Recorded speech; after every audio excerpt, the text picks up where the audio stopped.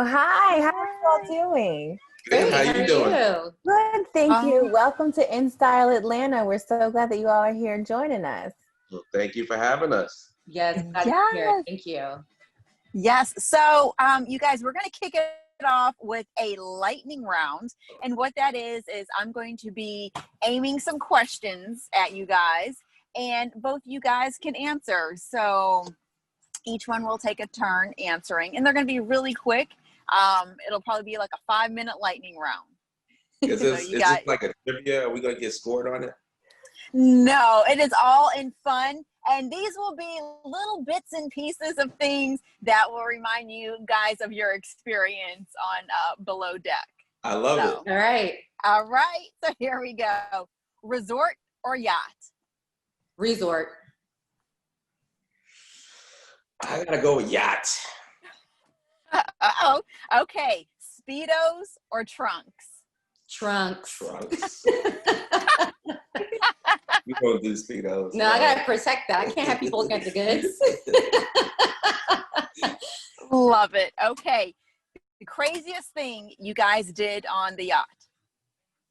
Craziest thing that we did on the yacht. Ooh, that's a good one. If I had to answer quick, I would probably say hip hop night. No, remember the pajama party? We did a pajama party night that didn't air, but we kind of did our little karaoke, and we were like New Edition and doing our dances and singing and all that kind of stuff. That was crazy. that was crazy.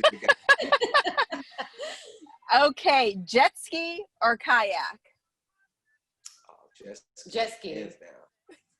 Motorsports, baby. Yeah. Okay. The most exotic destination you guys have ever traveled to? Bora Bora Bora. Bora.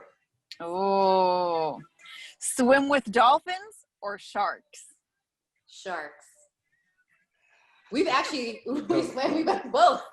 Sean was afraid of the sharks, but I enjoyed that. Why you gotta put that out there? Was that in the cage? No. Just swimming. Oh. Okay. Sharks and stingrays. Oh, wow. Sparkling water or flat water? Sparkling water. Sparkling, for sure. Chicken fingers or lobster? Lobster. I don't eat seafood, so I gotta go with chicken fingers, unfortunately. Okay. Jess and Rob or Bugsy and Alex? Bugsy and Bugsy Alex. and Alex. And last question, Kiko or Nah?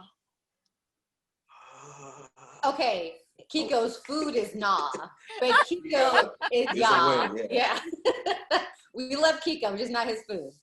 Oh my gosh, you guys. So how was that experience? And what even made you decide to even be on this show?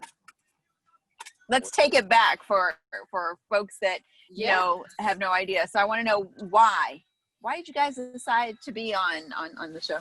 So Sean and I, we love to travel. That's our passion. Since day one, meeting each other, we're like, what we have to do every year is travel. And we both agreed on that. So in 2018, though, we created a vision board. And we do vision boards every year with our family and friends. I do it with different organizations. And on the vision board, we both put a yacht on there without even discussing it with each other. We just put a yacht. And so when we were looking at each other's vision boards, we're like, you have a yacht, I have a yacht. All right, let's do it then. So we manifested it in 2019 because I received a phone call about being on the show. And we were actually in Jamaica with our friends.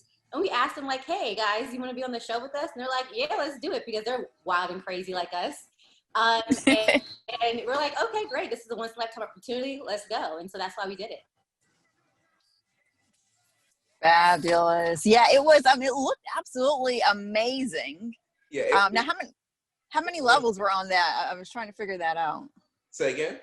How many levels were on that yacht? I would think like 5. Maybe. Oh. Because yeah, probably 5. there was a couple, like 3 levels that we were there, bouncing between. But then there's below deck, right? And then there's another crew below that. So I think it's about 5 levels. It was a very, very large mega yacht. I think it was 180 feet, 85 feet. Yeah. It was So big. pretty big. So you all shared one of your like crazy times on the yacht. Crazy. I would love it if you could share with us like one of your most memorable times about the time that you all got to spend together on the yacht and on vacation. I think for me, it was when we celebrated Karen's birthday, and our friend Richard, Hannah brought out the cake with the ring on it. And it just felt just so beautiful. It wasn't staged. We weren't expecting it. He didn't even tell his best friend. They've been best friends since you were 10, Yeah. 8, 10 years old. So that was a huge surprise. And I love sentimental things like that. I get gushy mushy when it comes to things like that. So that was like just super memorable for me. What about you, babe? I mean, same night, I just enjoyed the hip hop party and, you know, just throwing back and vibing out. And, you know, we got to party and listen to a lot of old school music, and we just rocked out. So we enjoyed that. That's awesome. So I feel like we got to see like a snippet of the two of you on this show. And I want to know just a little bit more about the two of you and you all's story and how you all became married. Like, tell us a little bit more about you all's story and your love story and how you got to where you are now, especially as manifestation coach, which I want to talk a little bit more about that because I think I truly believe in manifestation as well. And then also you're a Grammy Award winning producer, you're a financial advisor. Like, how does all of that kind of fit together to where we are now? Okay, so I'm going to let her tell the story of how we got together, but understand that part of this is going to be a little fake news, but I'm going to let her run with it. Oh, yeah, right. That's why you let me run, because I have the most accurate version of how we met. So we met around almost 6 years ago, and I am in advertising. You know, as like you said, I moonlight as a manifestation coach.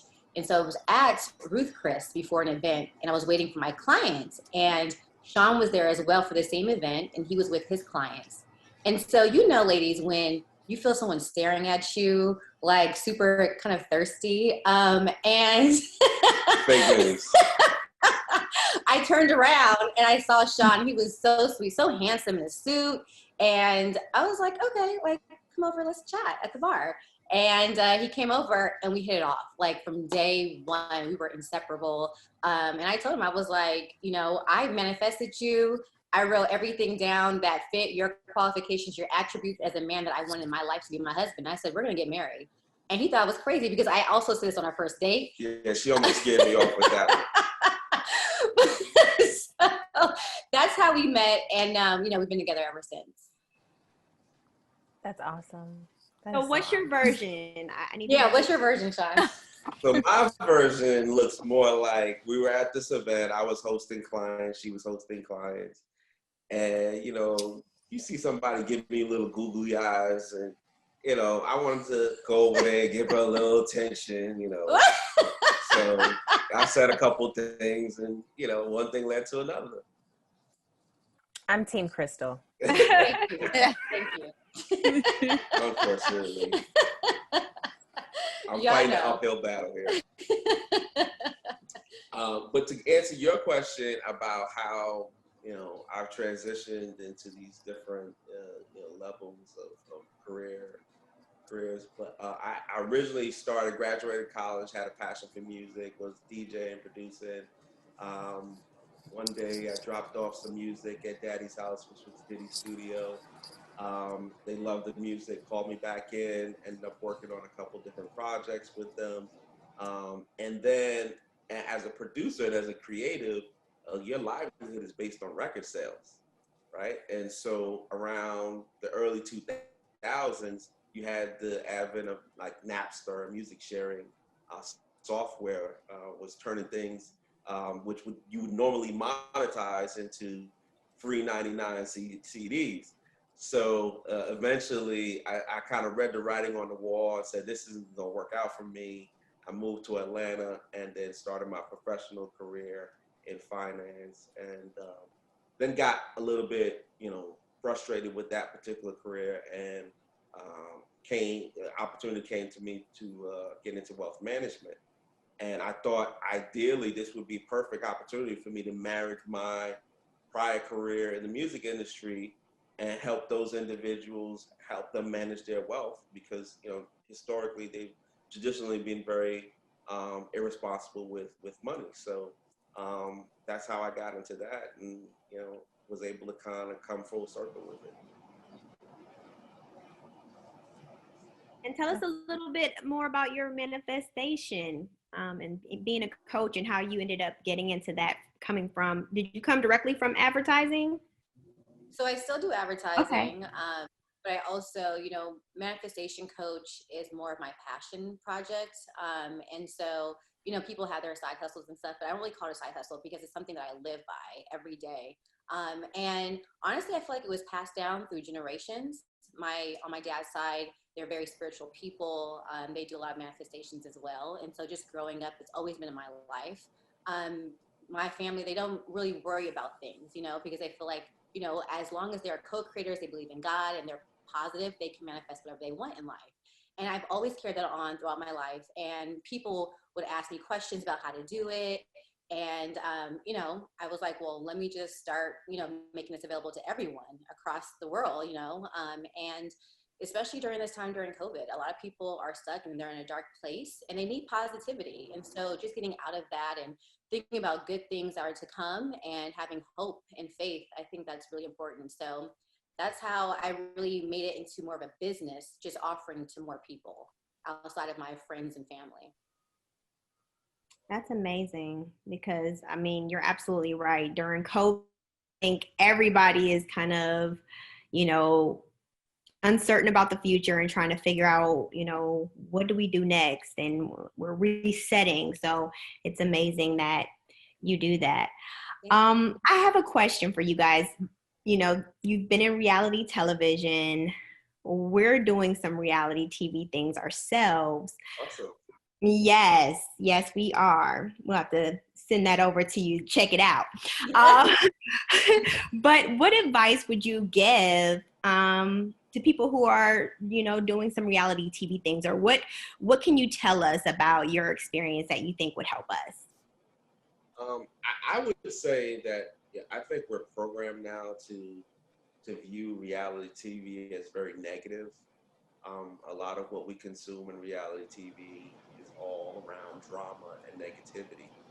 And so, you know, when we were coming on this show, we made it a point to make sure that we weren't negative and we weren't in that stereotypical light where we were going to be fighting and throwing drinks on each other or whatever the case may be.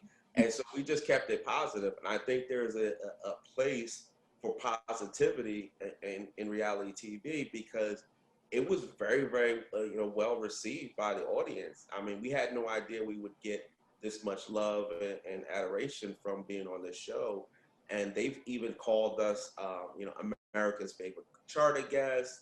Everyone loved how we were positive and with the whole situation with Kiko and how we handled it. And so I think just by the audience response that there's definitely, you know, you can create drama and satisfy the audience's appetite and still be positive and put a positive spin on things. Agreed. I would say be our authentic self. We didn't know this year was going to be COVID. You know, no one predicted that. And so people are looking for escapism. They're looking for positivity. And if we were so negative to Kiko and to the staff, that would have just been extra negativity on extra negativity. And people would have been like, oh, it's too much. Like, I already have my outside world like this. I need something where I can escape and see positive things happening. So be your authentic self.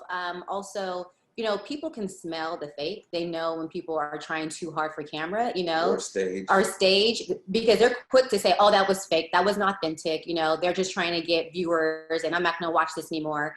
So just be your beautiful selves, have fun, and the drama will happen. Just like Kiko didn't mean to make those burnt nachos, right? So it was just how we dealt with it, right? That people appreciate it because maybe they're in a circumstance where they're like, I really want to scream at this situation, but you know what? Let me just reprogram my brain to be more positive because it's all about pivoting. And that's why we came on the show and we were just positive about everything. Thank you for that. Do you guys you guys keep in contact with the rest of the friends that you guys went on the yacht trip with? Yeah. Oh yeah, we travel with them quite frequently, so we're always in contact. But and we've got future trips scheduled and things of that nature. But yeah, with the actual crew that's on the show, we keep in contact with them as well. Who's your favorite on the show? Of the crew, who's your favorite? Bugsy's my favorite. Ooh. Bugsy's the best. Is a sweetheart, and her service is just impeccable. So we all had a good bond with her. Yeah. It's hard for me to do that. I don't know if you all are parents or not, but it's like, who's your favorite child? It's hard, you have some like more than others, but it's hard to pick one. And to be honest, all their personalities are so different that their dynamic created the best, experience for us, to the point where I was crying at the end. It wasn't just one person that made that happen. It was everybody collectively together. Even the captain, making sure that we were safe, making sure that we were fed. Kiko, like after that incident, he came through at the end. And then, just everybody just working together. So But if you had to pick one, who would it be? With 2 bullets, let's see. If I had to pick one, this is so hard. Okay, can I give you 3? I'm gonna say the women on there. Hannah, thank you. Hannah, Bugsy, and Jessica.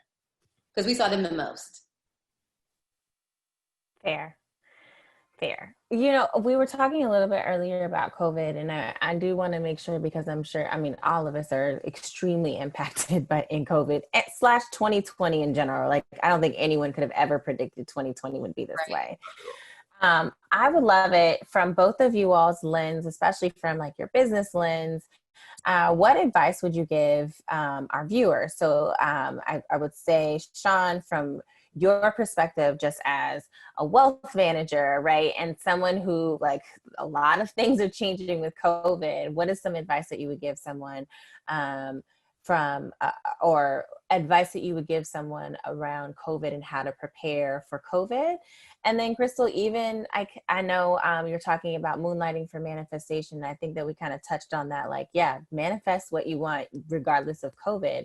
But even with your advertising background, if you were thinking about someone who is trying to start a business, and a lot of entrepreneurs are starting to really blossom right now because of COVID, what would be some advice that you all would give our viewers?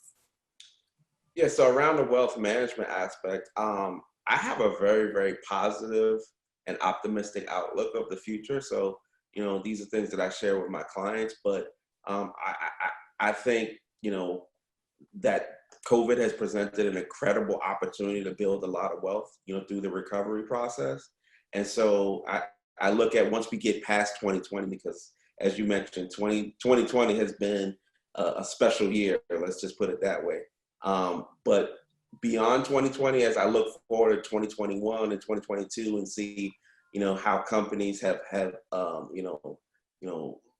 lost so much, as an investor, there's so much opportunity to get involved in the process and ride back throughout that recovery process. So I think you just have to kind of stay positive and look for the beauty in this process. And I think years from now, we're going to look back and recognize this is probably one of the most incredible times of our lives to really build a lot of wealth. So that's my jewel on that.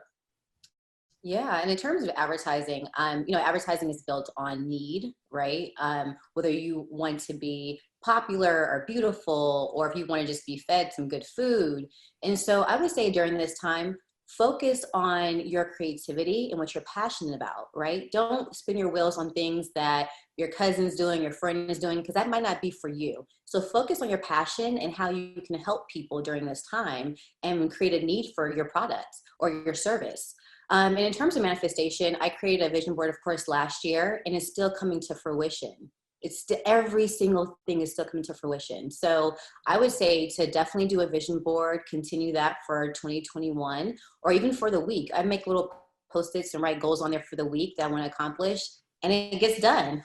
So just being hopeful and being positive, And, you know, just let your imagination flow. So whether you're waking up in the morning, you're meditating, or before you go to sleep, think about the day you want to have tomorrow or next week, you know, and that will really help your spirits. Even if you want some free ice cream, manifest that. I've had friends who've manifested free ice cream. So, you know, do things that make you happy during this time. And I keep my vision board as my screensaver on my phone. So you see some of the things that I'm still working through and I've already accomplished. I'm really interested in the vision board because I hear so many people do them, and I've done them. I'll be honest, in the past I've done them, and I don't know if I'm just not, you know, what the step after doing it I'm not doing, but I'm trying to manifest me a man, honey. All right, let's do it. So I put on my bowl? Crystal's the expert on this, right? But let me just add my 2 cents in before she chimes in on it. But my question to you is, where do you keep that vision board? Mm-hmm. Do you keep that in front of you? See, I will admit, I never put it on my phone, so that's probably something that I should do. I used to just put it in my bedroom. Mm-hmm. So I keep it in front of me at all times in some form of capacity. So I believe in the law of attraction. So the more that you visualize something, the more that it's going to bring it, you know, the universe will bring it to you.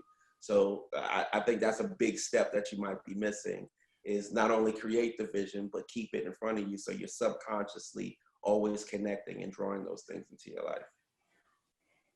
On it. Yeah, there's a lot of different steps. So, you know, creating a vision board and believing that it will manifest. That's number one, not just putting pretty pictures on there. Number two, once you create that vision board, you have to start allowing yourself, your subconscious, your physical, you know, being to receive signs from the universe and act on that. So if someone calls you like, hey, Shay, let's go out to this restaurant. Oh, I don't want to today. I just want to be lazy. That's negative, right? Do that, because you never know who you're going to meet. You never know. Take that chance. Put in the work. You also have to put in the work too. It just doesn't happen magically. You have to put in the work. You know, God wants to see you putting things into motion for it to manifest.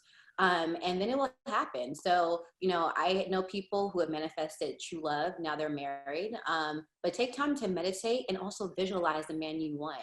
Visualize how he smells, how he treats you. And also make sure you do this. Not only what you want physically, but how you want to feel when you receive a man. So you want to be happy, you want to be respected. Because a lot of people say, I want a man in my life, but that man might not be good for them. That man might be abusive, he might be disrespectful. So people forget to include their emotions when they're trying to manifest. And that's the most important part. It's real. I needed that. I'm gonna give you guys an update. Try this. Love it. Yes. So what's next for you two? Another reality TV coming? Like, are we filming and we don't know it yet? Like, what's next? You never know. You never know. There might be some more reality TV in the future for us. I think, like I mentioned earlier, I think people want to see more of us is what I've gotten. So we might be working on some things. We'll see. We need your light. We need it. We appreciate it. Thank you. If our viewers want to stay in touch with you, how do they do that?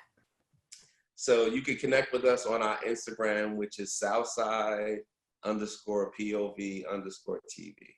Yeah, and if you need some manifestation help, if you want some, you know, way to visualize and get some tips and tricks on how to do that, you can follow me at Crystals by Crystal on Instagram. Amazing. Perfect. We thank you all so much for joining us. Well, thank you for Thank having you. us. You guys You all are are great. awesome. You are awesome. You guys have a good one. Love. Black love. Guys. Thank you. Take care. Bye-bye. You too. Bye-bye.